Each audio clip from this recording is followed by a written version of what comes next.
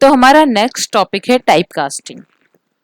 Type casting एक बहुत ही important topic है। सी में भी शायद आपने सी प्लस प्लस में पढ़ा हो इसको, बट अगर नहीं पढ़ा है तो कोई प्रॉब्लम नहीं है। टाइप कास्टिंग यहाँ पर बहुत यूज होने वाला है, तो इसको हम पढ़ लेते हैं।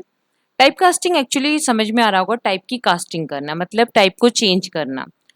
अगर हम एक डेटा ले रहे हैं और उसको दूसरे टाइप में कन्वर्ट कर रहे हैं तो इसको इस प्रोसेस को बोलते हैं कि ये हम टाइप कास्टिंग कर रहे हैं या कास्टिंग कर रहे हैं।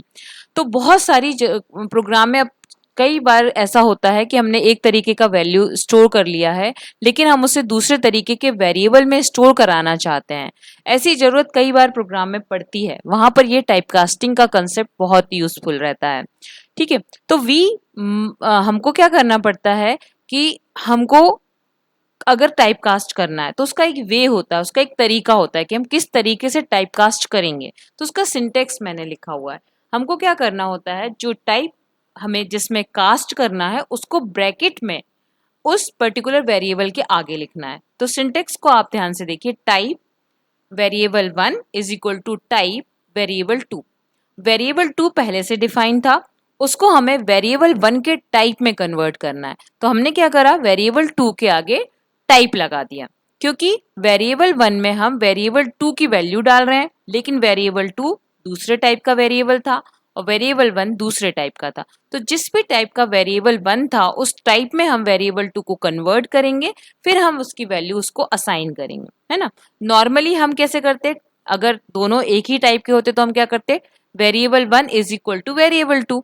लेकिन वेरिएबल 1 का टाइप अलग है, वेरिएबल 2 का टाइप अलग है, तो वेरिएबल 2 को हमें टाइप में कन्वर्ट करना पड़ेगा टाइप कास्टिंग के थ्रू।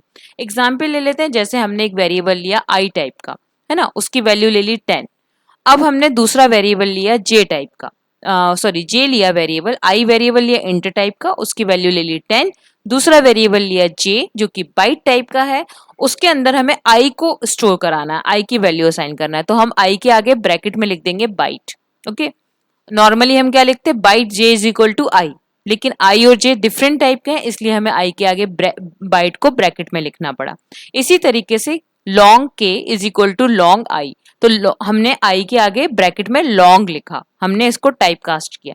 या फिर के जो है उसमें अगर हम जे को स्टोर करा रहे हैं तो हमें जे के आगे क्या करना पड़ेगा, लॉन्ग। इससे क्या हो रहा है कि आपका जो दूसरे टाइप का वेरिएबल है वो उस टाइप में कन्वर्ट हो जा रहा है जिसमें आप चाहते हैं कन्वर्ट करना।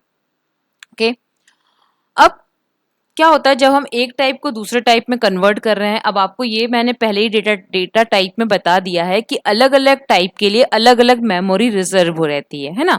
जैसे बाइट के लिए 1 बाइट है, लेकिन इंटीजर के लिए कितनी बाइट है, 4 बाइट है। तो जब आप एक टाइप को दूसरे टाइप में स्टोर कर रहे हैं तो लॉस ऑफ इंफॉर्मेशन हो सकता है ना। लॉस ऑफ इंफॉर्मेशन क्या होगा, जैसे मान लीजिए बाइट है, ये जो टेबल है ये शो कर रहा है जहां पर लॉस ऑफ इंफॉर्मेशन नहीं है ना। जैसे बाइट को अगर हम कन्वर्ट करें, बाइट को कन्वर्ट करें किसमें, शॉर्ट, कैर, इंट, लॉन्ग, फ्लोट, डबल में, तो लॉस ऑफ इंफॉर्मेशन नहीं होगा। क्यों, क्योंकि बाइट के लिए 1 बाइट चाहिए होता है, लेकिन शॉर्ट, कैर, इंट, लॉन्ग, फ्लोट, डबल इनके लिए 1 बाइट से ज्यादा स्टोरेज चाहिए होता है। तो जब इन सब में हम कन्वर्ट कर रहे हैं बाइट को, तो कोई जरूरत नहीं, तो कुछ भी लॉस ऑफ इंफॉर्मेशन नहीं होगा, क्योंकि हम छोटे सामान को बड़ी जगह दे रहे हैं, है ना। तो जब हम छोटे स्पेस को बड़े जगह पर दे रहे हैं, उसको बड़ा स्पेस प्रोवाइड कर रहे हैं, तो इस इंफॉर्मेशन लॉस नहीं होगा। इसी तरीके से अगर हम शॉर्ट को इंट, लॉन्ग, फ्लोट और डबल में कन्वर्ट करेंगे तो लॉस ऑफ इंफॉर्मेशन नहीं होगा। फिर अगर हम कैर को करेंगे तो भी लॉस ऑफ इंफॉर्मेशन नहीं होगा। इसी तरीके से इस टेबल में जितना भी डिफाइन है फ्रॉम से टू में, तो लॉस ऑफ इंफॉर्मेशन नहीं होगा। लेकिन अगर हम उल्टा करते हैं, डबल को बाइट में कन्वर्ट करते हैं या इंट को शॉर्ट में कन्वर्ट करते हैं, तो लॉस ऑफ इंफॉर्मेशन होगा, क्योंकि हम छोटी जगह वाले को बड़ी जगह वाले को हम छोटी जगह पर स्पेस पर फिट करने की कोशिश कर रहे हैं। ठीक है, इसको इस तरीके से समझ सकते हैं। अगर आपके पास अलमीरा में स्पेस है, आपने वहां पे अपने क्लोथ्स रख रखे हैं, अगर आपके पास बड़ी अलमीरा आ जाती है तो आपके वो क्लोथ्स बिल्कुल फिट हो जाएंगे। लेकिन अगर आपको वो अलमीरा हटा के छोटी अलमीरा दी जाती है तो आपकी लॉस ऑफ क्लोथ्स हो जाएगा, आपको कई सारी चीजें कहीं और फिट करनी पड़ेंगी। तो इसी तरीके से टाइप कास्टिंग का है। अब इसमें कुछ होता है automatic conversion. Automatic conversion actually without type casting होता है ना।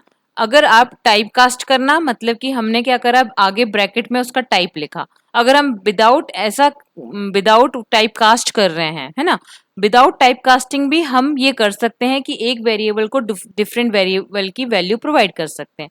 लेकिन ऐसा तभी कर सकते हैं जब जो डेस्टिनेशन है जिसमें हम डाल रहे हैं उसके पास इतना स्पेस हो कि वो उसको कन्वर्ट मतलब रख सके, मतलब जहां लॉस ऑफ इंफॉर्मेशन के चांसेस नहीं हो वहीं हम ऑटोमेटिक कन्वर्जन कर सकते हैं। फॉर एग्जाम्पल जैसे हमने बाइट लिया बी, है ना, इसको हमने 89 लिया, बी को हमने इनिशियलाइज कर दिया।